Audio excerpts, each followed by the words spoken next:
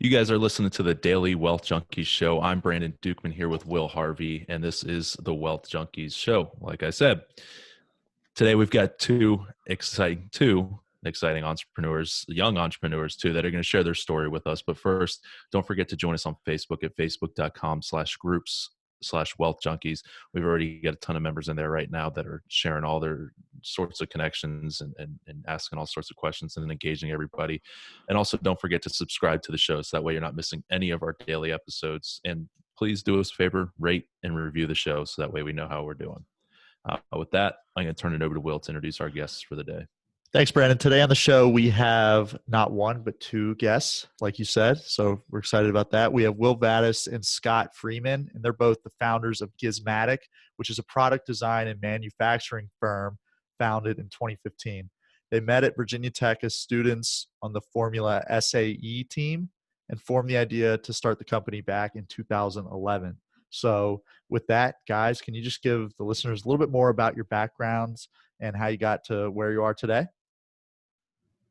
Sure. You want to go first? Yeah. So like you said, we met at Virginia Tech, working on the Formula SAE team. For those who don't know, it's a collegiate program where you design and build an open-wheeled race car and then compete at the international level. 100 plus teams go to, in our case, Michigan. And so yeah, that's really where we met each other. How do you get onto that team? Is it like a club, or is it you're given access to it by academics, or? Yeah, it's a senior class. So okay. All senior year you take it, and you can volunteer in the years before that. Interview with the preceding class, and they tell you if you can be on the team or not. Or if you have the desire and you're willing to put in the work, then you're on the team. There's not a real gate. It's just as long as you know that it's going to be a lot of work and you're willing to do it, then go. Very cool. That's awesome. Yeah. So sorry, I just was curious about that. I'll let you continue with your adventures. No, I mean, we can talk about the Formula team all day. That's a good old days. That's where it all started, right? Absolutely. So it's important to mention, that's why we included that. Actually, that is kind of the genesis of us meeting each other, but also us discovering what we like to do, how much we enjoy designing and manufacturing. And we were talking about earlier how much we liked having an idea in your head and then seeing it actually exist due to your actions. Getting something out of your head onto paper and then out into the world, right? That moment when you actually are interacting with the physical product is pretty incredible if it works. Yeah, if it works. That's even when it doesn't, it's still right. Yeah, you still created it. So give us the evolution. So once you guys met, you hit it off. I mean, how did you know immediately that you guys were going to be business partners? Like how did that work? Not really. I mean, we were both sort of figuring out what we wanted to do after school and neither of us wanted to get, a big corporate job where like I just dreaded sitting in front of a computer and just doing a single mundane task every day. Excel sheets. I mean, don't get me wrong. I like a good Excel sheet, but that's not all I want to do. Right. And so we were just trying to figure it out. And actually Will had the entrepreneurial spirit in college and actually won a little campus design competition, and that also sort of had a lot to do with where we ended up. So I guess that's a good starting point. We met. I entered this little invention competition that the school runs, and you get $5,000 to make your idea if you have the best idea from Virginia Tech.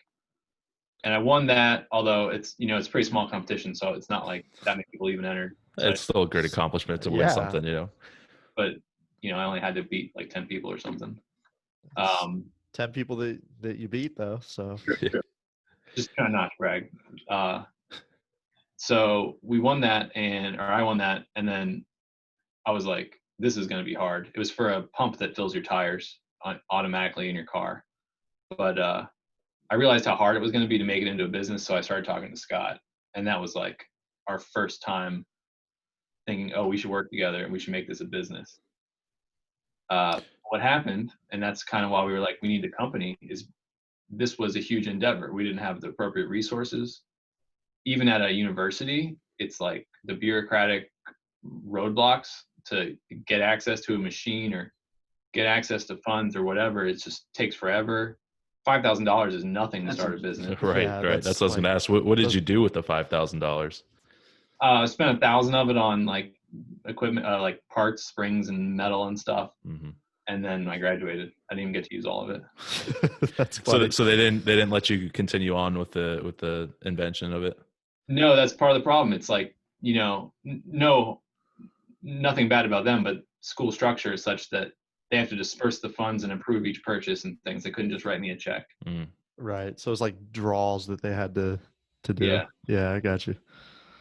So yeah, and we realized $5,000, like, so exciting. I remember when I won, my jaw literally dropped. I was like astounded. It was the most exciting moment of my entire life at that point, for sure.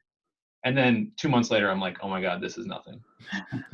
That was probably a good learning experience to realize, like, man, you need serious capital if you really want to do something. Right? Yeah. Huge learning experience. That's probably, lesson number one of this conversation. That's it. You need real money. Yep. Yeah, I guess that's a good segue. So we graduated and we did work on it a little bit, and then we realized that we were missing two main things, capital, so finances, and then facilities. Both of those were huge roadblocks to get over to be able to do anything like we wanted to do. And this is all still focused around the pump for the tires, correct? Yeah. Okay. Yeah. We're still trying to make that work at this point. We even are still trying to make it work, but it's kind of a back burner project now. Is it kind of a passion project? Yeah. Yeah. It's also a really difficult thing. So Yeah, it sounds like it. I don't know if we'll ever do it until we just have like fun money almost. Right. It's like, we got to make this work no matter what it takes. Yeah. I won a contest, damn it. Yeah, you guys are like billionaires still. That's awesome. Yeah, trying to that's hilarious. So where did it continue with the progression? Okay, so we realized we need facilities and we realized we need money. And this is right around the time we're both graduating. So we say, well, we have to get jobs like within 2 weeks. So let's go do that because we have to be adults now and pay off loans and stuff. Pay off our loans. And I didn't want to move with my parents. I don't know. You didn't, I don't think. So we both got jobs locally in Blacksburg. So we're still around each other, still around the university, which we know professors and stuff and kind of use their resources sometimes. And we're making real incomes at our jobs. And so that goes on for 2 years, I'd say. 2 or 3, yeah. What jobs did you guys get?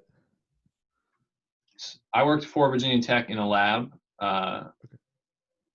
helping other kids do the competition that I won, actually, ironically. Oh, nice. So like I'd help them make their parts or whatever. Mm-hmm. That was a whole other path in my life that didn't work out. I thought maybe I could make that lab an exciting place to make inventions, but the resources were just too constrained. Yeah, and I worked at just a local small business design around the manufacturing of testing probes, optical test probes for airplane turbines. So it's a small company, and did a lot of prototyping for them as well. Wow, So that sounds pretty interesting. While you guys were forced to find these jobs, what happened to your business? What was the time? Like, how much time were you able to put into the business? And we did a meeting once every couple of weeks, and just shot ideas around. At that time, the business was totally like, what invention can we make, start selling? That was the business plan at that time. So it wasn't, you guys didn't really have a business at this point. It was more like you were crafting up ideas and trying to talk through what would work and what wouldn't. Yeah. What can we do to make something into a business? What's viable from where we are? But we knew it was going to be an invention in manufacturing, maybe the tire, maybe some other idea, whatever. Okay. But then that's 2 or 3 years of that. and we start getting serious. We're like both getting sick of our jobs. I guess you actually liked your job pretty much, but I was sick of my job.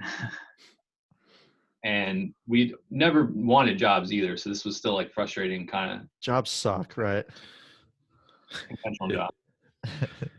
And so we start getting serious, and then I'm like, screw it. Let's do this. You know what we need to do? We need to just start our own business, doing contract work for other people, designing and making their inventions. And then we'll have enough money one day and then a facility where we can do it to do our own inventions. Yeah, and that's so it's like 2-part business. That was the birth of our general business model, which we are still, working towards today. Yeah. Is you have the side where you do contract work for, still prototyping and design, and some manufacturing for clients who want something made. And that's the low risk but low reward. You're just getting paid one for one for your time, basically. And then that can fund the facilities, and bringing the money to be able to take these higher risks on our own products, but have the potential for 100 times your investment. And that's the real goal. Like, we want to make our own products. That always has been. Right. And this contracting split is a good way to facilitate that. Got it. So this is kind of pumping out capital so that then you can take it and go do what you guys want to do and come up with these ideas and bring them to life. Yeah, basically it's the same answer as before. We realize we need capital, we need facilities. We're never going to just magically get it unless we have such a great idea we can convince an investor from scratch. Right. But that's hard to come by. And so we're like, well, let's make our own capital and facilities. Let's start a business, exchanging our time for design work, and then that will complement invention ideas very well. So did you have an idea of how much money you actually needed to make to be able to move this forward? No clue. So what we did is, like, we said, well, I can do a whole bunch of engineering tasks. That's my skill. That's our skill that we have. That's our asset, basically, from graduating. What can we do with no money? We can do CAD work, computer work, right? We already have the software and the hardware, which is just a laptop. So I'm looking online, just Googling random stuff, like how to make money off engineering, stuff like that. And there's freelancing websites we discover. So I make a whole profile, and for like 2 weeks, I'm filtering through people looking for freelancing engineering services, like do a CAD model or 3D print something or whatever, design a little part for them on Elance, it was called back then. I think it's not in business anymore. But I got a job on there from a guy in Hawaii, actually, who wanted a generator for his boat. And that was our first project. Clyde. Thank you, Clyde, for hiring us. Shout out to Clyde. Yeah. So what happened there? So that was, I talked to him a bunch, and he kind of knew the situation. And it was like 2 months of design work before I had to make anything. So while I accept the job, and I'm doing it because he had a harder job than me at that time. And this was just kind of seeing if we could even, this is an experiment, basically. But it was 2 months of design work. And then I realized, oh man, we're going to have to make this at the end of this. So then we just started talking, like, how are we going to make this? Yeah. Can we put like a mill in your garage, or will we just order all the parts and just outsource everything, or what do we do? And then we find Tech Shop, which is a machine shop or a manufacturing, they call it a makerspace, but I don't like that term really. But it's like membership based, like a gym. So you can pay to use the equipment. Oh, that's pretty cool. Yeah, it's really cool. It was the best place ever. Like, and it was amazing. And and instead of gym equipment, there's a metal machine shop, woodworking shop, even had like textiles. So really well equipped facilities for a really reasonable, just monthly membership flat rate. $1 million or $2 million of equipment, which is what you need to make everything. Wow. Yeah. So instead of, finding the workspace for, yourselves and purchasing all this equipment, you do the little bit smarter idea and pay a monthly membership somewhere and stay lean. Yes. Do what you can. That's awesome. And it was, we were like, dude, we just hit the jackpot. This is the best business model ever. No overhead. It was $100 a month, $150 a month per person. It's nothing for business, which then it was expensive. Right. Right. Thinking back, it's not. Oh my gosh. So this is genius, right? I was like, this is going to work. We have it. No overhead. We can design and make stuff, and all the money we make basically is profit. This is great. And so we move up. The nearest one was Nova, or Northern Virginia, for people that don't know, in Arlington. And I'm from Springfield, which is 15 minutes from there. And he's from Gaithersburg, which is like an hour from there or so. Yeah, like 45 minutes. It's just north of DC in Maryland. So it totally made sense. Across the river. Yeah. But it's like, wow, meant to be fate. This is working. This is how we're going to do our business. Let's do it. We both move. He gets a full-time job there. I get a part-time job at Tech Shop to make it really convenient. And we start doing contract work. Was there a discounted membership rate or anything like that, or for working there? I got free membership because I was part, which is part of, Nice. part of the scam. So even better, you're lowering your costs and lessening the things that you need. Yeah, we actually didn't purposely do that, but his job had a membership there too, included with being an employee. Perfect. That's awesome. Yeah.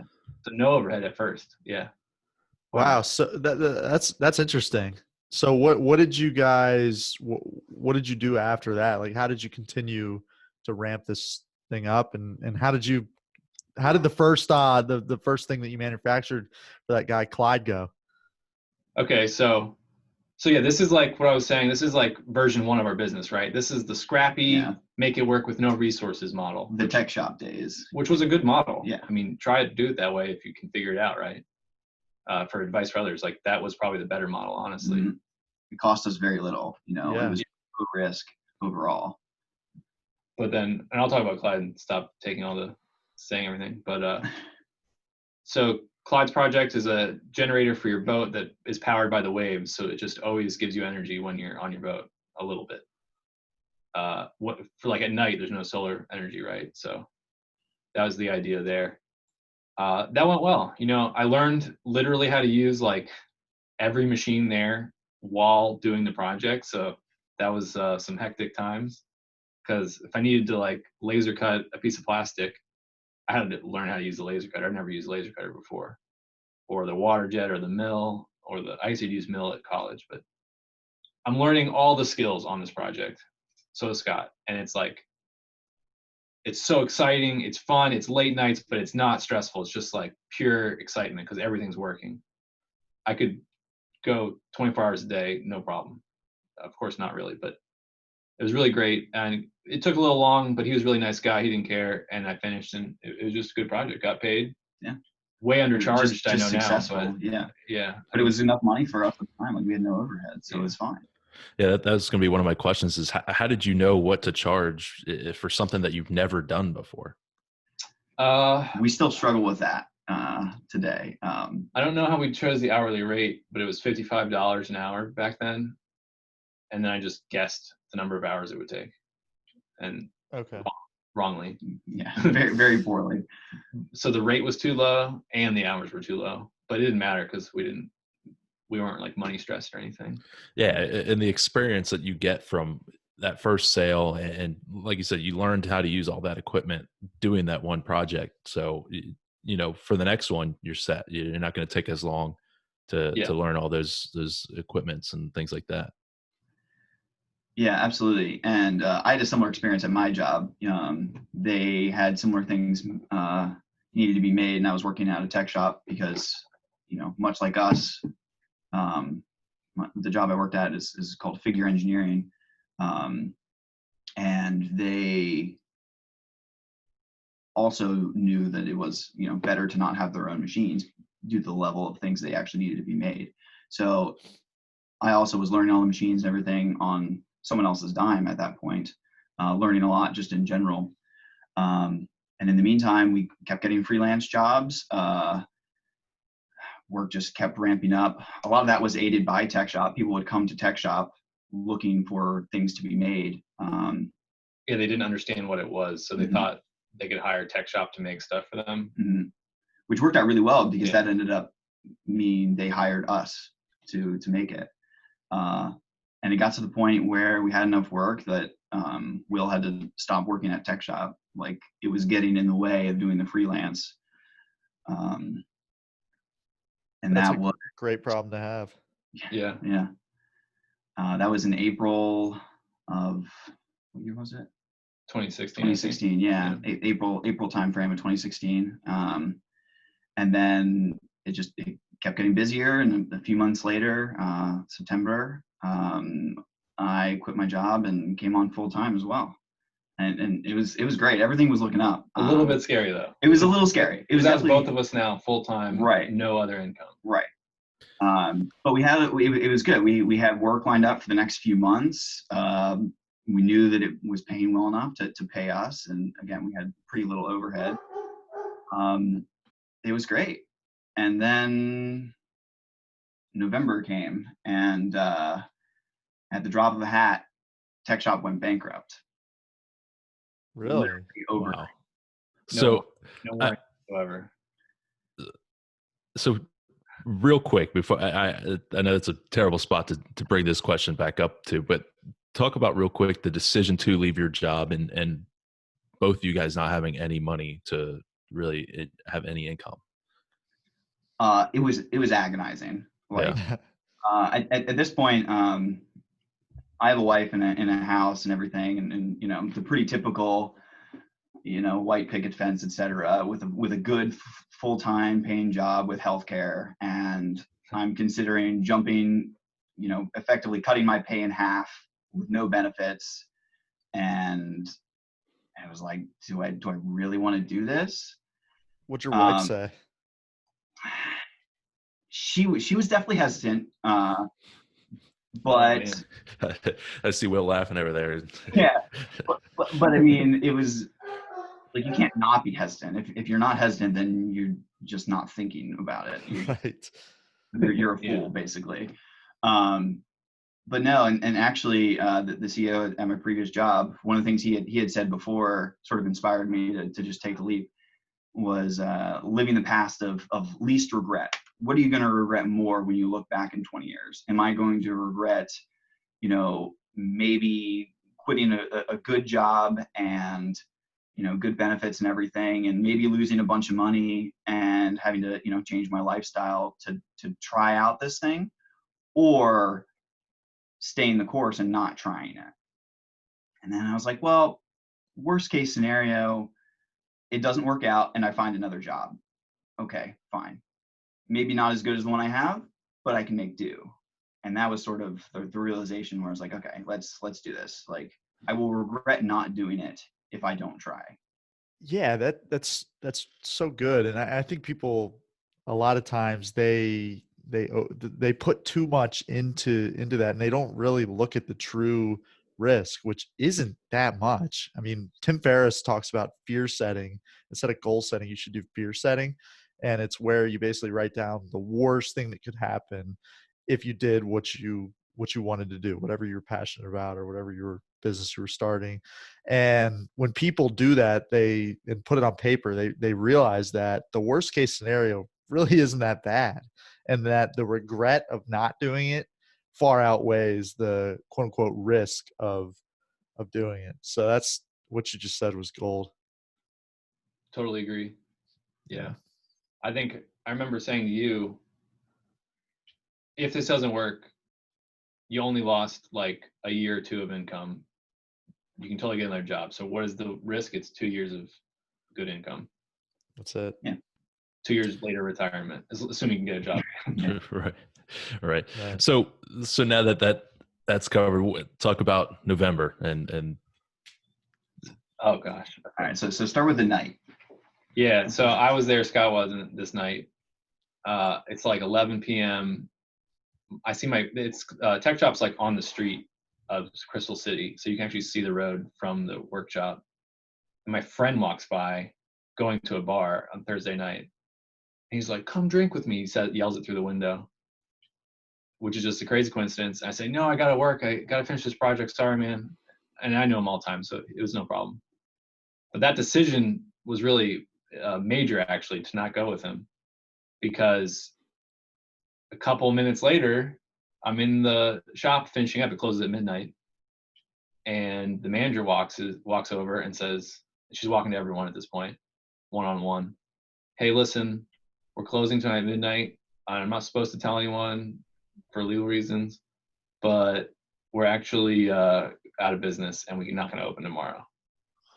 Wow. Like, is this some kind of a joke? I didn't believe her at all. I People are did, but getting blindsided. what the hell? Yeah, it's crazy. I mean, it was a crazy thing to like. I sensed they had money issues, you know, in the past. Mm-hmm. You could tell people talking about it and stuff, but not like that.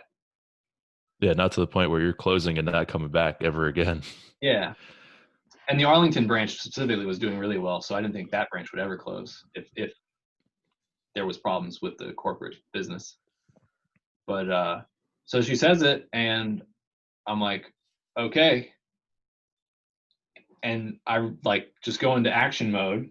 So I actually rode my bike to work at that time because I live so close. And I was like, I have to get everything out of here. We had our whole company in the shop. Like we had this huge locker the size of a refrigerator and some other storage for wood and stuff. And I was like, I have to get all of our projects out of here. We had 2 or 3 projects ongoing actively at that time. Yeah, paid projects. And I have them to midnight, and it's like legal restriction, and I literally can't get back in tomorrow. It's serious. So I ride my bike home as fast as I can. I get in my car, I drive back, I pull up in the loading dock, and I'm just throwing shit in my trunk. Like disorganized stuff spilling out of boxes. It's like 11:52, and there's a security guard waiting to lock it up, like in a really legal way with a chain padlock and stuff. And at this point, Scott has no idea. No, I didn't have. No, I have no. I was like, I'll call him after. Yeah. Like, this is not the time to be talking about this. So it's Hey, almost. Scott, I hope all is well. I hope you're having a great night. Oh, yeah. By the way, out of we are business. Or screwed. they're out of business. Yeah, we're screwed. Yeah, so Scott's probably like feet up on the couch. Yeah. So I'm throwing everything in. It's real. Like they will lock the doors at midnight with the security guard from the realty company. And I get most of it in, and this is really important because I assume, and it was right, that if they lock it, maybe I can come in and like after months and get my stuff, but it's being, whatever the word is, legally locked down, so we won't be able to get in for a while probably. And I get all the stuff, and that's over. So now the night was kind of exciting just because it was such a emergency, but then the next morning I wasn't as happy. Yeah, so I got a call from Will in the morning, and he's like, "Yeah, tech shop is closed." And I'm like, "Well, what do you mean?" Yeah. And then he's like, they're like closed. They're bankrupt. And then he tells me this whole story about how he got everything out, and we're just both kind of in shock. I bet. It took like a day or two to just sort of, okay, first thing is we have these open projects. How are we going to do them? They're paid for. We could potentially give some of the money back, but most of the money is spent on supplies, et cetera. Yeah, we take like a 50% deposit on the project. So we had half of each project already had the money from. Right.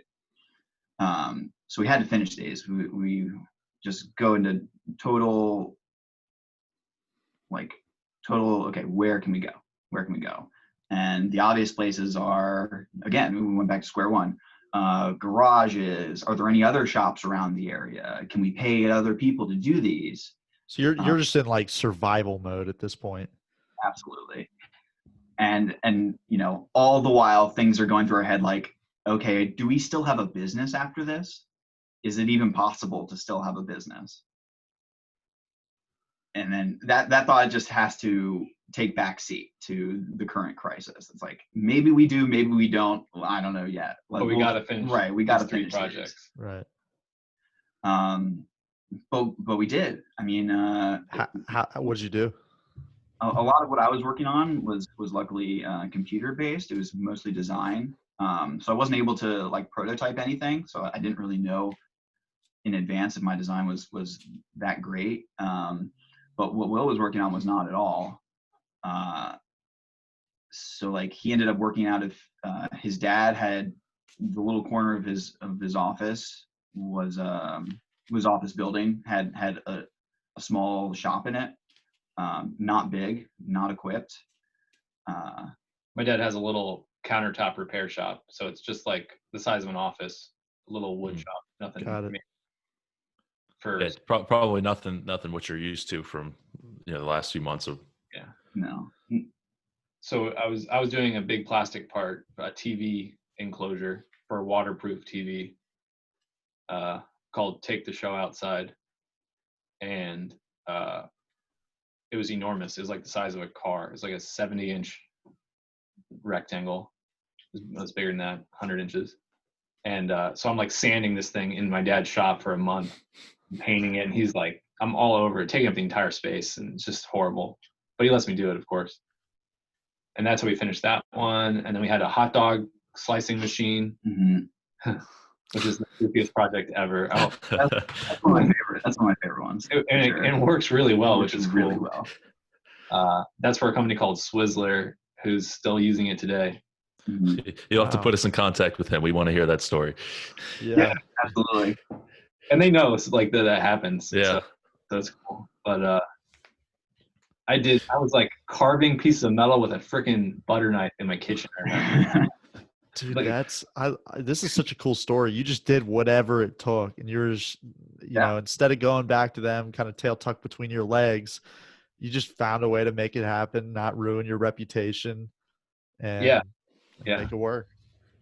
Yeah, and Were you profitable on it on any of these? No, absolutely not. No. It Okay. made money, but it took Right. way too long, right? So it takes Yeah. like 3 months or something instead of 1 month because we're not doing it efficiently. Right. I mean, I was driving like 2 hours to get to my dad's shop. It's crazy stuff. Oh man. And we finished those. Okay, Yeah. they're wrapped up. Now it's time to, and we're kind of doing this while we're working on them, but now it's time to find our next step. Yeah, and the natural next step is to find another shop. We looked, there was a bunch of really bad options. Mostly location wise. Like there was a couple good shops like up in Baltimore, but that was like an hour and a half from where we were. And then when you add traffic to it, there's just no way.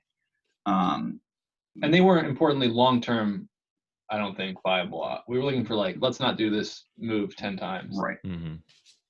So. And actually where we found our space was from someone else who also got displaced from Tech Shop, actually found it. And it was a nice little shop. And we were able to just sort of settle down. It didn't have nearly the capabilities of Tech Shop, but it worked out pretty well. It was a nice landing point. Where was it? This is by a company called Building Momentum, and it was in Alexandria. Okay. Oh, okay. So not far at all from Right. Tech It Shop. was Yeah. pretty good find for sure. And it was just us, this other company, OrcaView, who actually we share space with now. They're a really great group of guys. And then Building Momentum, all just sharing in this space. And again, it didn't have the best equipment, but it was definitely good enough. We were able to sort of land effectively. That was a co-working space. So it had some equipment, but it was really just a general purpose space. It's like halfway between WeWork and a machine shop, kind of. Oh wow. Got it. So Okay. just for doing what you're doing. It wasn't about manufacturing though. So Yeah. once you kind of settled in there, was it just back to everything was back to normal? A little bit. I mean, definitely took some time to ramp up.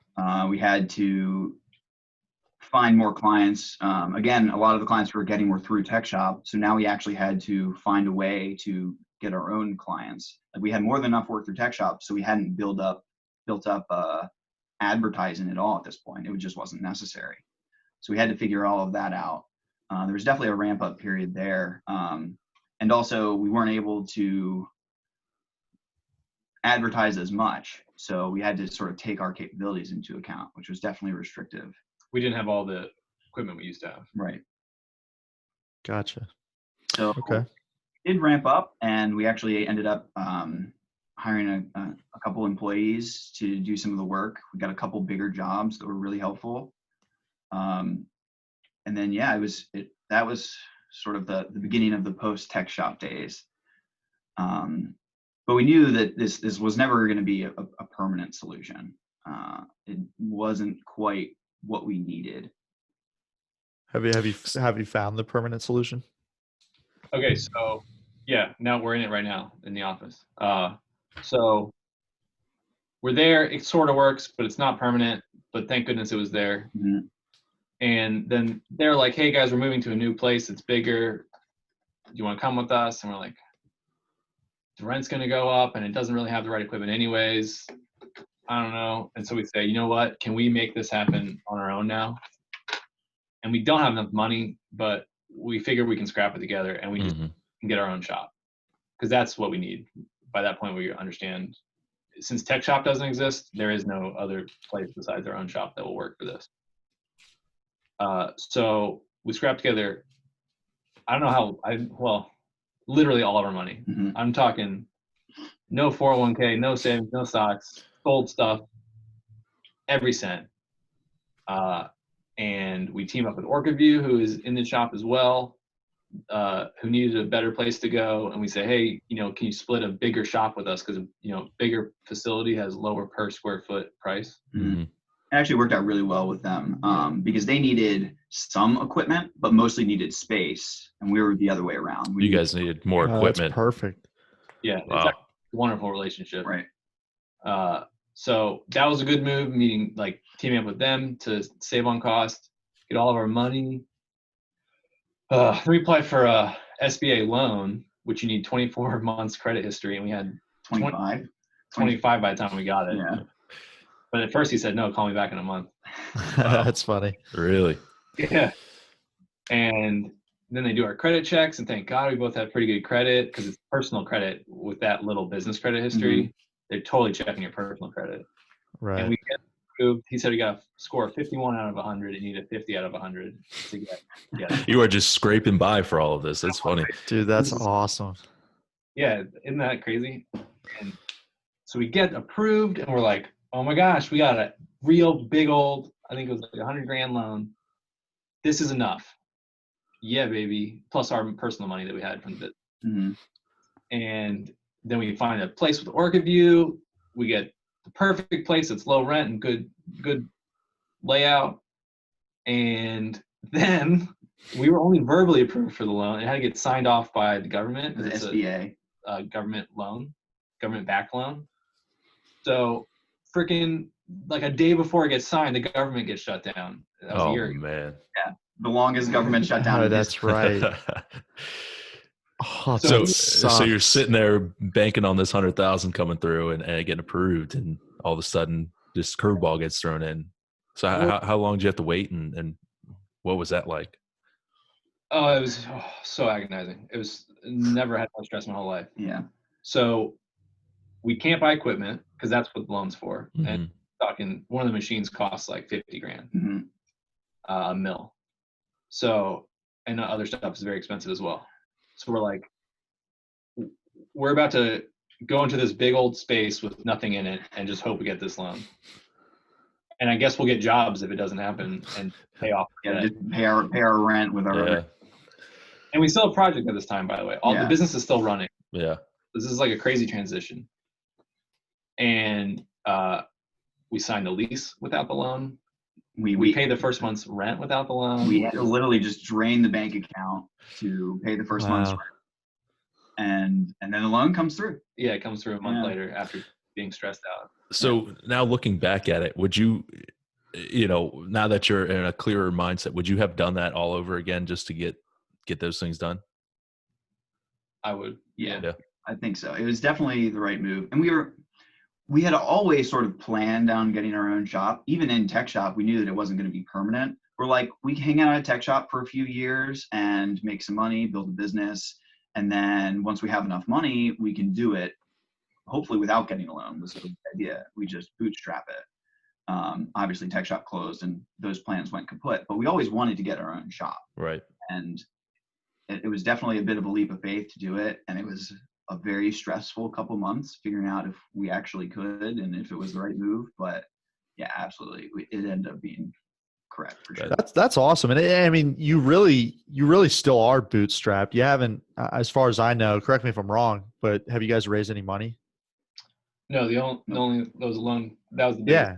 Yeah. And that's just debt. So it's not like that, you haven't had to give up any of the company for that. So that's, you really are still bootstrapped, which is really cool. Yeah, we didn't think we could get investors without proving the business model, basically.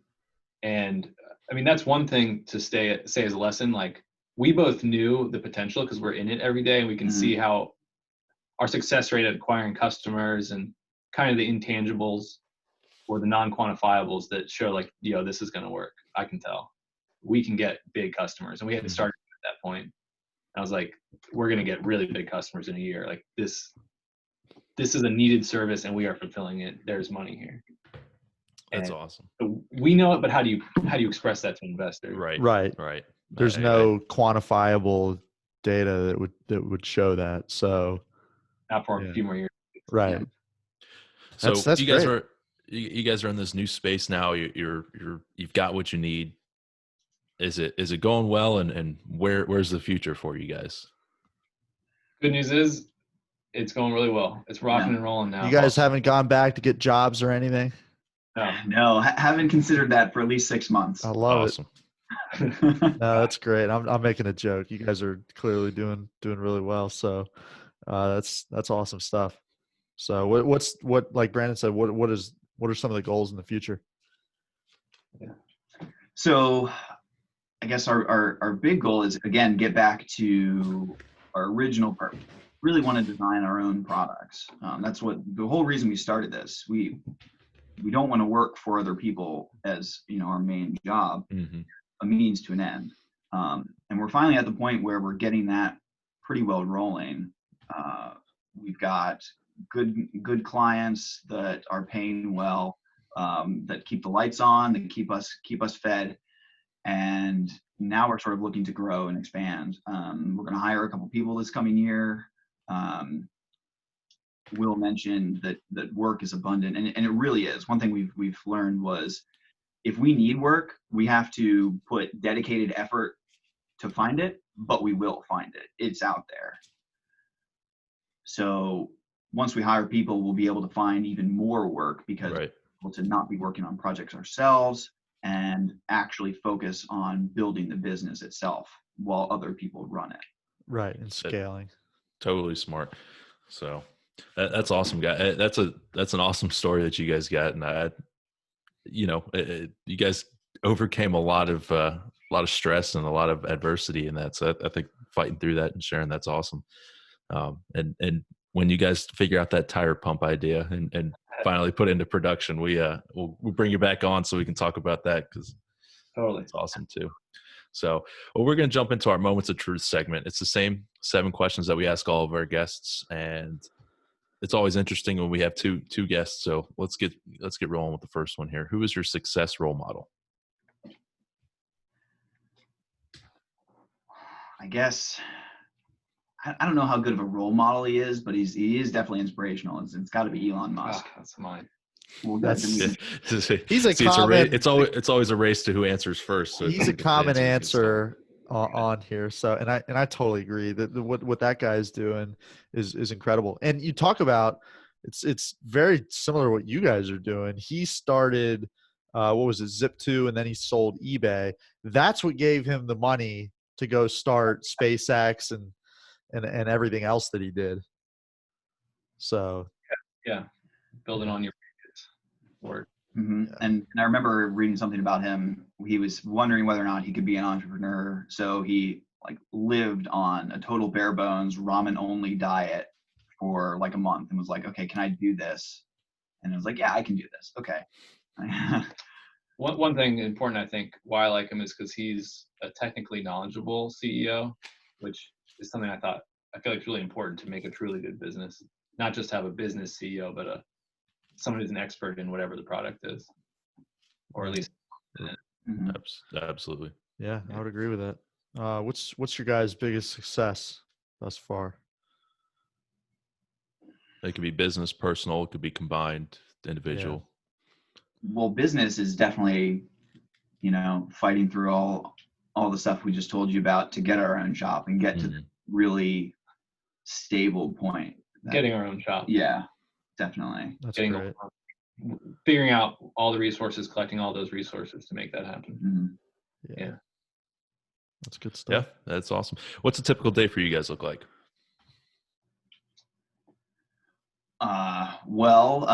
I just had a kid, so my typical day is sporadic. I generally go to sleep at like 3 a.m. and wake up around 11, just because that's how it works. Also, a lot of what I'm working on currently, I have to coordinate with people in China, so that is conducive to that. And mostly it's a lot of emails. If I'm lucky, I get to design and build a couple things. But I will be doing more of that soon. Nice. So. I wake up, emails for 2 or 3 hours at home. Then What time do you wake up? 9, maybe 10. Okay. I love it. See, you don't have to be waking up super, super early to be successful. So we also work with China, so that we have to be able to stay up late. That's right. And also the traffic around this area is atrocious. So yes, it is. Hours are basically start at 10 and end at 7-ish is our normal business time. Yeah. Yeah. You're preaching to the choir here. We're Nova guys too. It sucks. Yeah. Oh man. Awesome. So what is your guys' favorite quote? Okay. Mine is, what is luck but an intersection of perseverance and opportunity? That's a good one. I don't know who said it. Probably just ancient. That's a good one. Yeah. Luck is, there's one that's preparation and opportunity. Yeah, that's the one I've heard, and it's the same thing. But that's so true. You look at all these guys, and there is always an element of luck, but it's because they were so hardworking and focused on what they wanted to do. Yeah. So, Scott, do you have one too, or that? I'll use that one as well. Okay. Awesome. Yeah, that's always a tough one. So, yeah. What are some of your guys' hobbies? I like to play hockey when I can. Good old men's league out of Laurel, Maryland. Nice. The hours are also pretty crappy for that. Most games start around 10 p.m. But oh wow, that's okay. That's very cool. What you will? Play like guitar just by myself, and I guess with my friend occasionally, but not like a band or anything. And I used to work on my old Mustang, but that got to be too much of a time burden, so I had to sell that. Yeah, I think cars are both of our hobbies that are on hold at the moment. Did the money from selling the Mustang go into the business, or is that for survival? Yes, literally. That's a great question. From Blacksburg, I sold the Mustang to move up here to do the business. Yeah. Nice. Awesome. Well, yeah. Sorry guys, what is the best business book that you've read? I don't know about the best one, but right now I'm reading one about OKRs. Oh, God, I can't even remember what it's called. Measure What Matters. That's what it's called. Okay. Measure What Matters. And it goes through goal setting in just a really tangible way. OKRs is objectives and key results. So you have an objective, which is generally an overarching plan of what you want to do and where you want to be. And then you have key results, which is like, okay, what's going to happen in this next month? At the end of the month, did we do this? And like KPIs, basically. Exactly. Okay. That's so great. I'm not even done with it, but it's going right now. So awesome. Well, that is so. If you look at Jeff Bezos, apparently he is super data driven, and that's such a recurring theme with these top guys. And I mean, you got to know your numbers, and that's the only way that you can improve. What gets what is it? What gets tracked improves, or something. There's a saying like that. So yeah. I don't I don't read any business books, but I do listen to business podcasts. So that's kind of an equivalent. Wealth Junkies. Yeah, I was gonna say it's got to be one of them, right? And We'll slip you the $10 that we told you that we'd pay you for saying that. But seriously, I'm kidding. I just heard about this 2 weeks ago for this interview, but it's awesome. Yeah, I appreciate it. thanks. Yeah. So, but last question here, guys. If there's one key piece of advice you guys could leave our listeners with about achieving success, what do you think it would be? Again, for me, it's think about the path of least regret. Like, what are you going to regret more? Because I think the biggest problem for people is actually starting and getting over the fear of starting. You can figure pretty much anything out if you have the willpower to do it. And sometimes it's not going to work. Like, there was definitely multiple times in these past couple of years where we just had to go back and really ask ourselves, do we even still have a business? Right. But we pulled it out. So I guess persevere on that front. If it's something that you really want, you're really passionate about, go for it.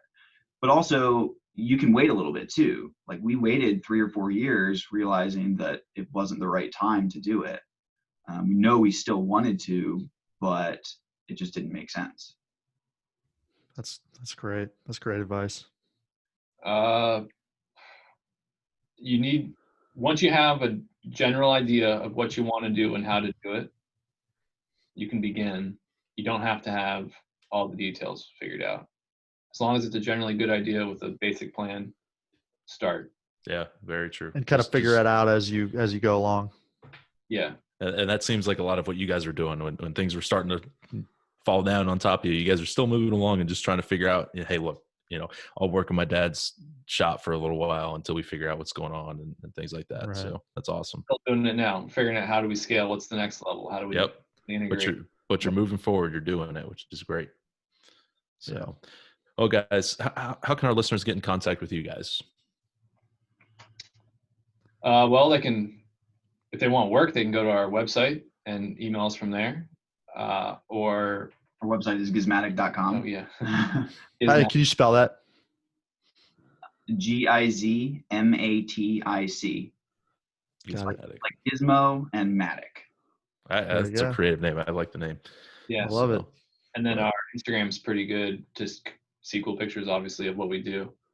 Yeah, I'll make sure I follow you guys right now. Gizmatic_LLC. Great. Awesome. Gizmatic. Yeah. Well, guys, Scott, we appreciate you guys being on the show today. I you guys got an incredible story, and I'm glad it's working out for you guys, and you guys have a good success story. So, and for our listeners, don't forget to subscribe to our show so that way you're not missing any of our daily episodes, and join us on Facebook at facebook.com/groups/wealthjunkies. Scott, Will, we appreciate you guys being on the show today. We appreciate it as well. Thanks. Yeah, thanks for having me.